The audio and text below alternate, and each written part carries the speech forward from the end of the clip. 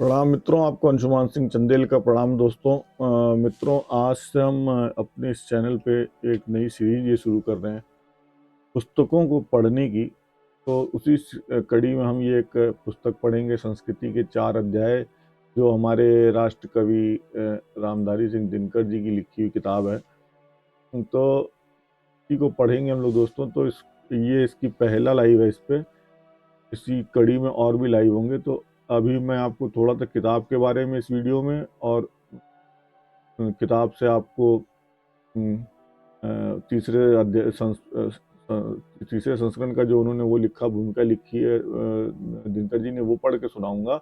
आगे फिर इसके चैप्टर वाइज हम पढ़ेंगे, क्योंकि मतलब लगभग 800 पन्नों की ये संस्कृति के 4 अध्याय नामक जो ग्रंथ है दोस्तों, ये 1 मिनट जरा म्यूजिक बंद कर दूं। ये 4 बड़ी सांस्कृतिक क्रांतियों के संदर्भ में देखा गया है। और दिनकर जी मानते हैं कि ये 4 ऐसे निर्णायक सोपान हैं जिनके माध्यम से हमारी संस्कृति के इतिहास ने अपना अस्तित्व पाया है। अब आज हिंदी के विख्यात कवि रामधारी सिंह दिनकर की संस्कृति के 4 अध्याय विचार और लेखन की दुनिया में एक असाधारण घटना मानी जाती है किताब। चुनाव के वर्ष में, जो हम चुनाव के वर्ष में हम तमाम तरह पे सोशल मीडिया पे आप देख रहे हैं कि बहस चल रही है हमारे इतिहास को लेके, और भी तरह की मुगलों का कौन अंग्रेजों के साथ था, कौन मुगलों के साथ था।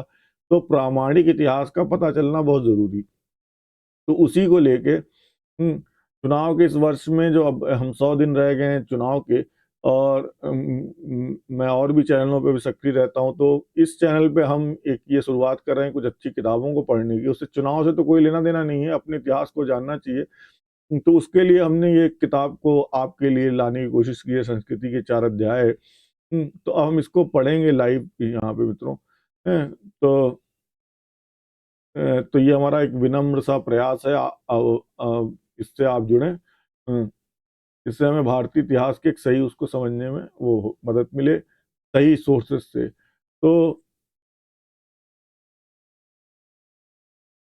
इसमें जिन्होंने भारतीयता को परिभाषित करने, और इस किताब ने भारतीयता को परिभाषित करने और उसके माध्यम से एक बौद्धिक विमर्श रचने का मौलिक काम किया है।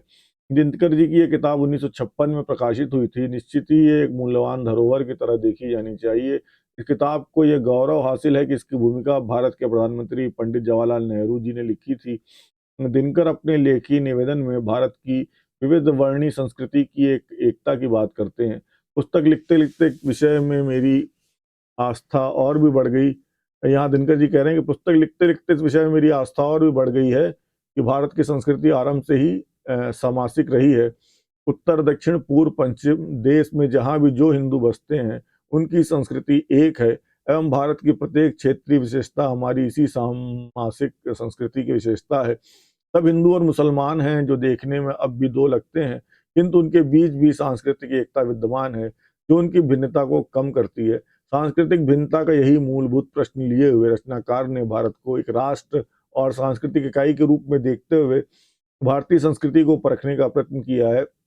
यह पुस्तक इस अर्थ में भी महत्वपूर्ण है मित्रों कि ये आधी सदी से अधिक समय बीत जाने के बाद भी इससे संबंधित सहमतियों, असहमतियों, पक्ष और विपक्ष के ढेरों तर्क आज तक विमर्श मूलक बने हुए हैं। बावजूद इसके कि ये एक रोचक तथ्य रचनाकार स्थापित करता है कि ये इसे इतिहास नहीं बल्कि साहित्य का एक ग्रंथ मानना चाहिए। दिनकर जी अपने तिथि संस्करण की भूमिका में शुभ किताब को शुरू करते वक्त लिखते हैं कि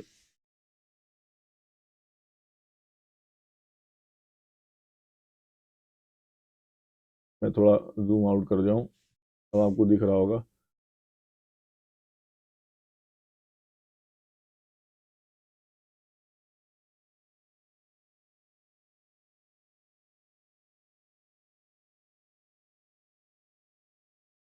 फिर मैं पोजीशन सही कर देता हूँ।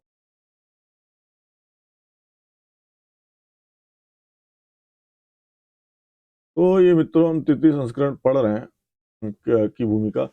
पहले संस्करण के यहाँ दिनकर जी लिखते हैं कि पहले संस्करण के वक्तव्य में मैंने यह संकेत दिया था कि यह पुस्तक अपूर्ण है, अगले संस्करण में यह पूर्ण कर दी जाएगी। लेकिन दूसरा संस्करण इतनी जल्दी में निकाला गया कि पुस्तक पर मैं कोई काम नहीं कर सका। तीसरा संस्करण भी प्राय अचानक ही सर पर आ धमका। किंतु इस बार ये उचित जान पड़ा कि नए संस्करण में विलंब चाहे जो हो, लेकिन इस बार अपनी सूझबूझ और अधुनातन अनुसंधानों के अनुसार इस ग्रंथ का संशोधन कर देना आवश्यक है। मेरा ख्याल है कि संशोधन के बाद अब यह पुस्तक पहले की अपेक्षा अधिक स्वच्छ, अधिक रोचक, अधिक अधिक सुसंबद्ध और अधिक पूर्ण हो गई है। यद्यपि अपूर्ण यह अब भी है। पहले संस्करणों में आर्य द्रविड़ समस्या का वृत्तांत बहुत ही संक्षिप्त था। इस बार वह अधिक विस्तृत और अधिक पूर्ण मिलेगा। इसी प्रकार आर्य और आर्यतर संस्कृतियों का मिलन नामक प्रकरण भी फिर से लिखा गया है। स्थापना तो इस प्रकरण की अब भी वही है जो पहले थी, किंतु अनेक नए प्रमाणों और नई युक्तियों के आ जाने से यह स्थापना अब और अधिक प्रभावशालिनी हो गई है।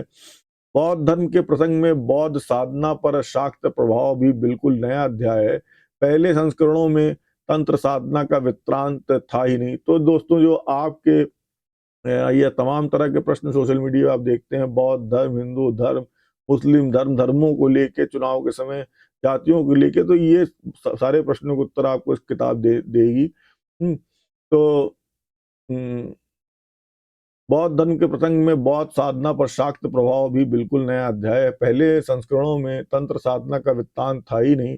इस बार भी वह संक्षेप में ही दिया गया है, लेकिन उतने से ही पाठकों को यह समझने में आसानी होगी कि धर्म और काम को समन्वित करने में मध्यकालीन साधकों को जितनी कठिनाई हुई और बाद के साहित्य और संस्कृति पर इस प्रयोग का क्या प्रभाव पड़ा। अब इसमें इस्लाम खंड तो पूरा का पूरा दोबारा लिखा गया है। इस क्रम में बहुत सी सामग्रियां एक जगह से उठाकर दूसरी जगह डाली गई हैं। अनेक नई युक्तियों, नई शंकाओं, नए अनुमानों और नए प्रसंगों का समावेश यथास्थान किया गया है। 20वीं सदी में आकर भारत का जो बंटवारा हुआ, उसका बीज मंगोल काल में ही शेख अहमद सरहिंदी के प्रचार में था। इस उद्भावना को मैंने विशेष रूप से रेखांकित किया है। जो बाद में कहा गया ना कि ये अंग्रेजों ने कराया, हिंदू मुस्लिम कैसे, मतलब कांग्रेस, ये वो तमाम तरह की बातें चलती हैं। तो कहाँ से इसकी शुरुआत हुई, ये आपको इस किताब में जानने की को मिलेगा कि मंगोल काल में शेख अहमद सरहिंदी के समय में ही के प्रचार में था। भारत की सांप्रदायिकता समस्या को समझने में पाठकों को सहायता मिलेगी। जो हमारे देश में रोज हिंदू, मुसलमान, सिख, ईसाई, कोई न कोई, जैन, बौद्ध, ये वो, ये पंथी, वो पंथी, इतने पंथ और इतने मजहब और धर्मनिरपेक्ष देश हमारा, रोज ही कुछ न कुछ चलता है। आदिवासी, दलित, पिछड़े जाति में भी, हिंदू समाज में चले आइए तो सवर्ण, ब्राह्मण, राजपूत, कायस्थ, तमाम तरह के। तो उसमें भी आप देखेंगे ओबीसी वर्ग में ये राजभर, ये वो, तो सब समस्याओं को समझने में आपको सहायता मिलेगी इस किताब से। सबसे कम परिवर्तन ग्रंथ के चौथे अध्याय में किया गया है। कंपनी सरकार की भाषा नीति के बारे में जो 2-4 बातें कही गई हैं, इजाफा केवल वे ही है, बाकी सब का सब वही है जो पहले के संस्करणों में था। यद्यपि उपशीर्षक लगा देने से यह अंश भी अधिक आकर्षक और कम बोझिल हो गया है। हाँ, ग्रंथ का उपसंहार पहले नहीं लिखा गया था, वह इसी संस्करण में सम्मिलित किया गया है। ये कुछ खास खास प्रसंग हैं जिन पर ध्यान आसानी से दिया जा सकता है, किंतु इनके सिवा भी ग्रंथ में जगह जगह अनेक नई बातें जोड़ी गई हैं, अनेक बातें काट कर हटा दी गई हैं और अनेक नए अंश फिर से लिखे गए हैं। अपने जानते मैंने इस महल को झाड़ बुहार कर स्वच्छ कर दिया है। आशा है विद्वानों को नाक सिकोड़ने की जरूरत जरा कम पड़ेगी। हिंदी भाषी भारतीय काफी जागरूक। अच्छा, यहाँ एक दोस्तों में बात करना चाहूंगा, बहुत से लोग अभी आ जाएंगे कमेंट में कहने की ये पीडीएफ है और ये मैंने बहुत कोशिश की इसकी किंडल वर्जन की कहीं से परचेस करने की। ये किताब कहीं उपलब्ध नहीं है हार्ड बाउंड के अलावा, तो यही मुझे इंटरनेट पे उपलब्ध हुई है। जो भी फॉन्ट दिख रहे हैं इसी तरीके से, इससे अच्छा मुझे ये बुक उपलब्ध नहीं हो पाई इंटरनेट पे कहीं। तो ये मेरी मजबूरी है कि मैं इसी से पढ़ रहा हूँ दोस्तों, मैं किंडल पे नहीं तो इसको पढ़ता। हिंदी भाषी भारतीय काफी जागरूक हैं। यह बात मैंने कुरुक्षेत्र के प्रकाशन के समय भी देखी थी और आजकल उर्वशी के प्रकाशन के बाद भी देख रहा हूँ। किंतु संस्कृति के 4 अध्याय का जितना प्रबल समर्थन और जैसा कठिन विरोध हुआ, उससे भी हिंदी भाषियों की जागरूकता का बहुत अच्छा प्रमाण मिलता है। लगभग 6 वर्षों के भीतर इस ग्रंथ के लेखकों को कोई 300 पत्र प्राप्त हुए, जिनमें से अधिकांश पत्रों में ग्रंथ परिमार्जन के सुझाव थे। कुछ पत्र ऐसे भी थे जिनमें ग्रंथ की भूरी भूरी प्रशंसा की गई थी अथवा यह कहा गया था कि लेखक अज्ञानी और मूर्ख है। इस ग्रंथ से प्रेरित पुस्तकों, प्रचार पुस्तिकाओं एवं पत्र पत्रिकाओं में प्रकाशित निबंधों में जो कुछ लिखा गया अथवा मंचों से इस ग्रंथ के बारे में जो भाषण दिए गए, उनसे यह पता चला कि मेरी स्थापनाओं से सनातनी भी दुखी हैं और आर्य समाजी तथा ब्रह्म समाजी भी। उग्र हिंदुत्व के समर्थक तो इस ग्रंथ से काफ़ी नाराज़ हैं। नाराज़गी का एक पत्र मुझे अभी हाल में एक मुस्लिम विद्वान ने भी लिखा है। ये सब अप्रिय बातें हैं, नाराज़ मैं किसी को भी नहीं करना चाहता। मैंने जो कुछ लिखा है वह मेरी शिक्षा, दीक्षा और चिंतन का परिणाम है। मेरा ये विश्वास है कि यद्यपि मेरी कुछ मान्यताएँ गलत साबित हो सकती हैं, लेकिन इस ग्रंथ को उपयोगी मानने वाले लोग दिनों-दिन अधिक होते जाएँगे। यह ग्रंथ भारतीय एकता का सैनिक है, सारे विरोधों के बीच वो अपना काम करता जाएगा। लेकिन तमाम कोलाहल के बीच ये बात बिल्कुल स्पष्ट हो गई है कि जिन लोगों के लिए ये पुस्तक लिखी गई थी, उन्हें ये खूब पसंद आई है। नापसंद ये उन्हें हुई है जिनके लिए शायद ये है ही नहीं। ख़ास दिलचस्पी की बात तो ये है कि सांस्कृतिक एकता की बातें जनसाधारण ही सुनना चाहता है। पंडित और विशेषज्ञ ऐसी बातों से बिदक जाते हैं। मैंने पहले भी कहा था और आज फिर दोहराता हूँ कि ये महल साहित्य और दर्शन का है। इतिहास की हैसियत यहाँ किराएदार की है। किराएदार का आदर तो मैं करता हूँ, किंतु महल पर उसे कब्ज़ा देने की बात मैं नहीं सोच सकता। मैं कोई पेशेवर इतिहासकार नहीं हूँ। इतिहास की ओर मैं शौक से गया हूँ और शौक से ही मैं उसकी सामग्रियों का उपयोग भी करता हूँ।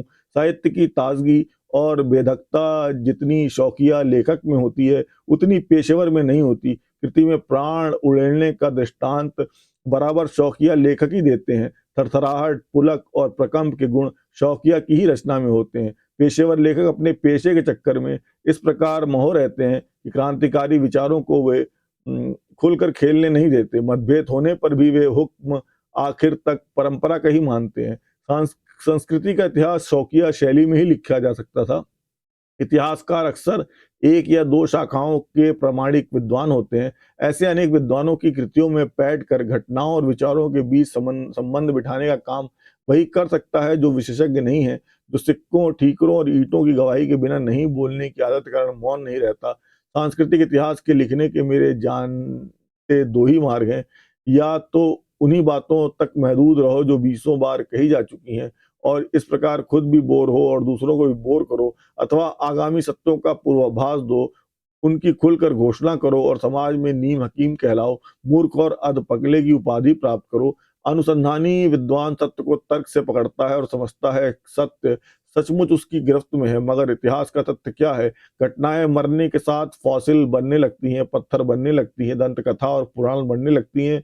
बीती घटनाओं पर इतिहास अपनी झिलमिली डाल देता है, जिससे वे साफ-साफ दिखाई न पड़े, जिससे बुद्धि की उंगलियां उन्हें छूने से दूर रहें। ये झिलमिली बुद्धि को कुंठित और कल्पना को तीव्र बनाती है, उत्सुकता में प्रेरणा भरती है और सपनों की गांठ खोलती है।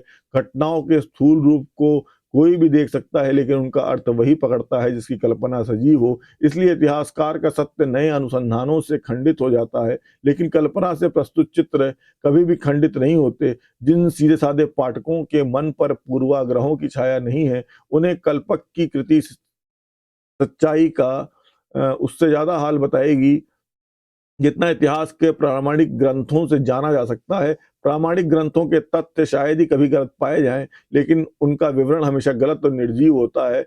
आर्य कुमार रोड, पटना 4 3 अगस्त 1962 ईस्वी। रामधारी सिंह दिनकर। तो दोस्तों ये मैंने इसके भूमिका पढ़ी, तीसरे संस्करण की आज शुरुआत कर रहा हूँ इस सीरीज़ की। तो आगे हम इसको पढ़ेंगे। इसमें एक ये है कि थोड़ा ये हिंदी इसकी बहुत शुद्ध हिंदी तो नहीं कही जाती, पर जो हम आज आम बोलचाल की भाषा में नहीं लिखी किताब है, दिनकर जी की किताब है, तो कहीं-कहीं ऐसे शब्द आते हैं जो पढ़ने में भी मुझे भी दिक्कत आती है, समझने में भी आती है, तो हम साथ-साथ उसको समझते और पढ़ते चलेंगे, उसका प्रोनाउंसिएशन करेंगे दोस्तों। तो आज विदा लेता हूँ, प्रणाम मित्रों। ये पहला लाइव था मेरा, बंद करता हूँ। फिर आगे हम इसमें और लाइव कंटिन्यू करेंगे।